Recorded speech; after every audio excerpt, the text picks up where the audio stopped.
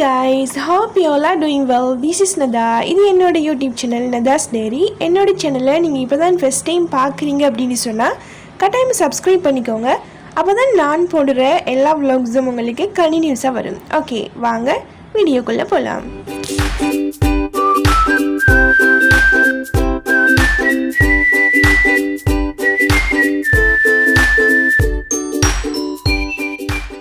Video பார்த்த உடனே guess பண்ணியிருப்பீங்க இல்லையா, இன்றைக்கி என்ன வீடியோ அப்படின்னு சொல்லிட்டு. எஸ், இன்றைக்கு ஒரு ஸ்டடி vlog தான் உங்களோட ஷேர் பண்ண போகிறேன். மிச்ச நாளைக்கு பிறகு இந்த வீடியோ எடுத்திருக்கிறேன். என்ன விஷயம் அப்படின்னு சொன்னால், நான் ஆல்ரெடி உங்களோட ஷேர் பண்ணியிருந்த மாதிரி எனக்கு இன்னும் எக்ஸாமுக்கு 10 days தான் இருக்குது. கிட்டத்தட்ட 10 days மட்டுமே இருக்குது. ஸோ எல்லாத்தையுமே படித்து முடிக்கணும் அப்படிங்கிறதுனால வீடியோஸ் போடுறது கொஞ்சம் டிலேயாக இருக்குது. இது என்னோடய மார்னிங் ரொட்டீன். நான் மார்னிங் என்னென்ன விஷயங்கள் எல்லாம் செஞ்சேன் அப்படிங்கிறத நான் உங்களோட ஷேர் பண்ண போகிறேன். மார்னிங் எழுப்பிட்டு என்னோட எல்லா வேலைகளையும் செஞ்சு முடிச்சுட்டு பார்த்தா இவர் வந்தார் ரூமுக்கு. எங்கே இருந்து வந்தார் அப்படின்னு சொல்லிட்டு தெரியாது. நான் படிச்சுட்டு இருக்கும்போது ஓடி வந்துச்சு. ஸோ அதை கொஞ்சம் நேரம் பிடிச்சி அதுக்கு சாப்பிடலாம் கொடுத்துட்டு அதுக்கு பிறகு கொஞ்சம் நேரம் விளையாடிட்டு அதுக்கு பிறகு என்னோட அடுத்தடுத்த வேலைகளை பார்க்குறதுக்கு போயிட்டேன். முதலாவது வேலை என்னோட ஹேருக்கு கொஞ்சம் டைம் கொடுப்போம் அப்படின்னு சொல்லிட்டு ஹேருக்கு தேவையானெல்லாம் செஞ்சுட்டு அதுக்கு பிறகு படிக்கிறதுக்காக ஸ்டார்ட் பண்ணிட்டேன். நான் ஸ்டடி லீவுக்கு இந்த டைம் வீட்டுக்கு போகலை. இதுக்கு முன்னுக்கெல்லாம் நான் அடிக்கடி வீட்டுக்கு போவேன் இல்லையா ஸ்டடி டைமில். ஸோ இந்த முறை ஃபுல்லாக உட்காந்து படிக்கணுமே அப்படின்னு சொன்னால் கிட்டத்தட்ட எங்களுக்கு 6 எக்ஸாம் இந்த முறை இருந்துச்சு, 6 மொடியூல்ஸ் கிட்ட. ஸோ எல்லாத்தையுமே படித்து முடிக்கணும் அப்படின்னு சொன்னால் வீட்டுக்கு போயிட்டு திரும்ப ரெஸ்ட் எடுத்து படிக்கிறது சாத்தியம் இல்லை இல்லையா. மார்னிங் எழுமணத்தோடையே கொஞ்சம் நல்லா படிச்சுட்டு அதுக்கு பிறகு என்னோட பிரேக்ஃபாஸ்ட் எடுக்கிறதுக்காக வெளியே போயிருந்தேன். வளமையாக லெக்சஸுக்கு போகிற டைம் அப்படியே கேண்டீனில் சாப்பிட்டு வரதுனால அந்தளவுக்கு கஷ்டம் காட்டாது இல்லையா. ஆனால் இப்போ போர்டிங்கில் நிற்கிறதுனால சாப்பாடெல்லாம் வெளியே தான் போய் எடுத்துகிட்டு ஒவ்வொரு டைமுக்கும் வர வேண்டியதாக இருக்குது. சில நேரங்களில் பிக்மியோ ஊபரோ போட்டு எடுக்கக்கூடிய மாதிரி இருக்கும். அதே நேரம் மோஸ்ட் ஆஃப் த டைம் நான் வெளியே போயிட்டு சாப்பாடு எடுத்துகிட்டு வருவேன். அதே மாதிரி தான் எங்களோட ரூம்மேட்ஸு நாங்கள் சம்டைம்ஸ் ஷேர் பண்ணியும் எடுப்போம். ஸோ எல்லாருமே உட்காந்து சாப்பிட்ற மாதிரி இருக்கும். ஸோ அதுவுமே ஒரு எக்ஸ்பீரியன்ஸ் தான் இல்லையா. ஸோ இந்த போர்டிங் டைமில் கிட்டத்தட்ட நான் 2 weeks மாதிரி நான் இங்கே நிற்க வேண்டி வரும். அதே நேரம் லெக்சஸ் இல்லாமல் ரூம்லேயே உட்காந்து படிக்க வேண்டி வரும். சில சந்தர்ப்பங்களில் ரூமில் இருக்கிற எல்லாருமே வெளியே போயிடுவாங்க. இப்போ ஒர்க் போகிறவங்க, யூனிவர்சிட்டி போகிறவங்க அப்படி போயிடுவாங்க. ஸோ எனக்கு கம்ஃபர்டபுளாக உட்காந்து நல்லா படிக்கிறதுக்கான ஒரு சூழல் இருக்கும். ஸோ இன்றைக்குமே பார்த்தோம் அப்படின்னு சொன்னால் அதே மாதிரியான ஒரு சூழல் தான். எல்லாருமே வெளியே போயிட்டாங்க, நான் மட்டும்தான் ரூமில் உட்காந்து படிக்க வேண்டியதாக இருந்துச்சு. அதே நேரம் பார்த்தோம் அப்படின்னு சொன்னால் 6 பாடங்கள் எங்களுக்கு எக்ஸாம் இருக்கிறதுனால 6 பாடத்துலையுமே அவ்வளோ சிலபஸ் இருந்துச்சு.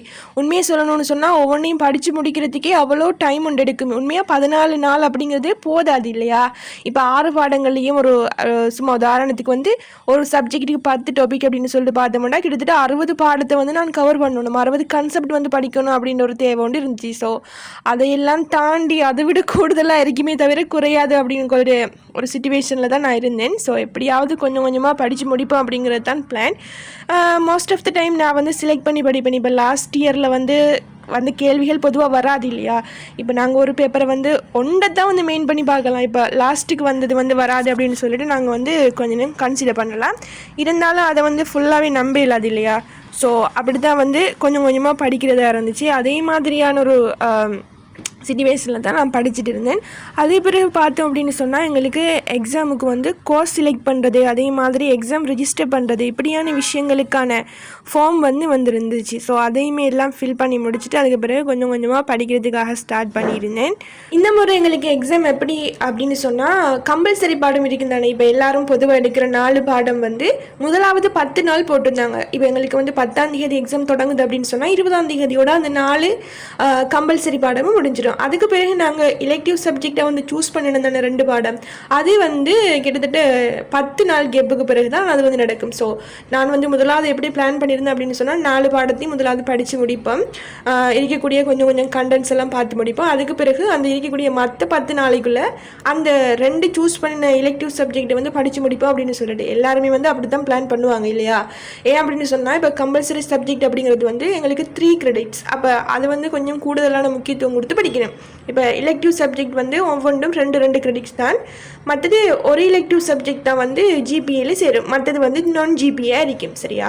ஸோ அதுக்கேற்ற மாதிரி தான் நான் படிச்சுட்டு போகணும் அப்படின்னு சொல்லிட்டு பிளான் பண்ணியிருந்தேன். அதே நேரம் எங்களுக்கு கொஞ்சம் அசைன்மெண்ட்டில் ரிசல்ட்ஸ் வந்துருந்துச்சு, இன்னும் கொஞ்சம் அசைன்மெண்ட்டுக்கு ரிசல்ட்ஸ் வரலை. இப்போ எப்படின்னு சொன்னால் நான் ஆல்ரெடி நிறைய வீடியோவில் ஷேர் பண்ணியிருப்பேன். எங்களுக்கு அசைன்மெண்ட்டுக்கு வந்து 40 மார்க்ஸ், அதையோட சேர்த்து எக்ஸாமுக்கு வந்து 60 மார்க்ஸ் அப்படின்னு சொல்லிட்டு இல்லையா. உண்மையாகவே அசைன்மெண்ட்டுக்கு எங்களுக்கு மார்க்ஸ் தர நேரம் ஒரு எப்படி சொல்கிறது, ஒரு பிளான் பண்ணிக்கொள்ள இல்லை. ஓகே நாங்கள் இந்த அளவுக்கு தான் மார்க்ஸ் இனிமேல் எடுக்கணும் அப்படின்னு சொல்லிட்டு, ஸோ அதுக்கேற்ற மாதிரி ஸ்கோர் பண்ணிடும் இல்லையா.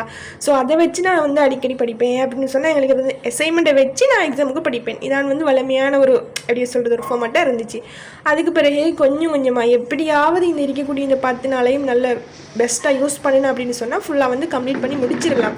கிட்டத்தட்ட நான் என்ன சொன்னால் நான் ஆல்ரெடி வந்து கொஞ்சமாக நோட்ஸ் எடுத்து வச்சுருந்தேன் மற்ற சப்ஜெக்ட் எல்லாத்துலேயும். ஸோ எல்லாத்தையுமே சேர்த்து ஓவராலாக பார்க்கும்போது எல்லாமே அவ்வளோ ஒரு மலை மாதிரி திரண்டு போயிருந்துச்சு உண்மையாக படிக்கிறதுக்கு இல்லையா. ஸோ எல்லாத்தையும் கொஞ்சம் கொஞ்சமாக இப்போதுலேருந்தே ஸ்டார்ட் பண்ணி நான் தான் படிக்கலாம் அப்படிங்கிறதுனால நான் கொஞ்சம் கொஞ்சமாக படித்து முடிச்சுட்டு இருந்தேன். இப்படியும் எங்களுக்கு நெக்ஸ்ட் செமஸ்டரோட இன்டர்ன்ஷிப்பெல்லாம் வந்து ஸ்டார்ட் ஆகிரும் இல்லையா. ஸோ எஃபர்ட் எல்லாம் இந்த எக்ஸாமோடையும் நல்லா போட்டு முடிப்பேன் அப்படின்னு சொல்லிட்டு வந்து பிளான் பண்ணியிருந்தேன். ஸோ காய்ஸ் இன்னைக்கான விலாக் இவ்வளவும் தான். இன்னொரு பியூட்டிஃபுல்லான விலாகோடு நான் உங்களை மீட் பண்ணுறேன். Thank you for supporting me.